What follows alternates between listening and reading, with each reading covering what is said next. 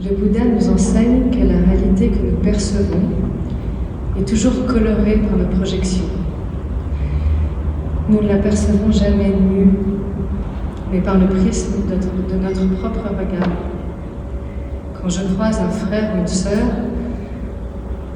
un humain ou un animal, parce que le Bouddha ne fait pas de distinction, comment est-ce que je vais le percevoir?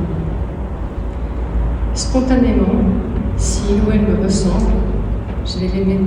Je vais projeter sur lui tout ce que j'aime en moi ou que j'idéalise et je me sentirai proche de cette personne.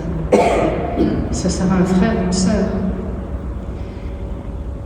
Mais si je projette sur cette personne ce que je me reproche à moi-même, ce que je rejette ou que je ne comprends pas, ce que je ne parviens pas à être, ce qui me fait peur, alors ce sera un rival ou un ennemi. L'autre est toujours mon miroir. Il peut être le miroir de ma joie, il peut être le miroir de mes peurs. L'être que nous croisons, humain ou animal, est-il un ami ou un ennemi?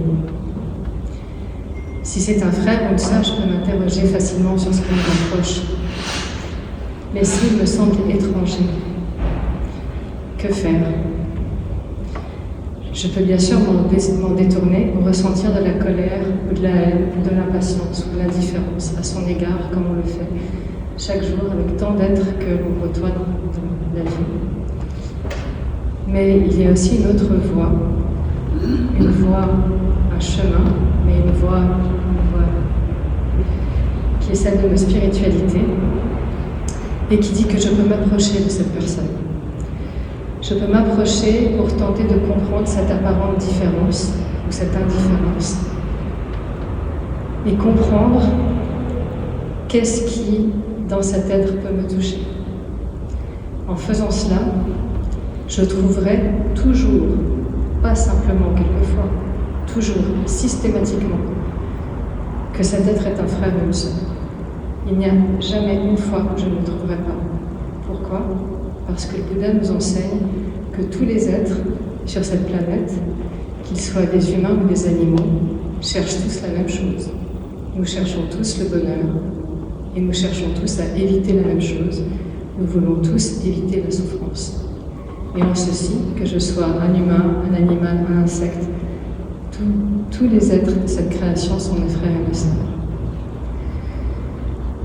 Alors rencontrer l'autre, qu'il ou elle me plaise ou non, faire ce chemin patient et ouvert pour trouver à quel point il me ressemble ou elle me ressemble, avec douceur et compassion, envers moi-même, qui ai si souvent peur de l'autre, envers l'autre qui a si souvent peur de moi. C'est tout le chemin vers l'éveil, et c'est la liberté que nous offre le Bouddha. Mon maître, le Karmapa, qui est le Karmapa Taye Dorje, qui est le maître de ma lignée, dit « Tous les êtres, même les animaux, et bien sûr encore plus les humains, peuvent pratiquer la compassion. La compassion est une pratique merveilleuse, car c'est une qualité que nous possédons tous.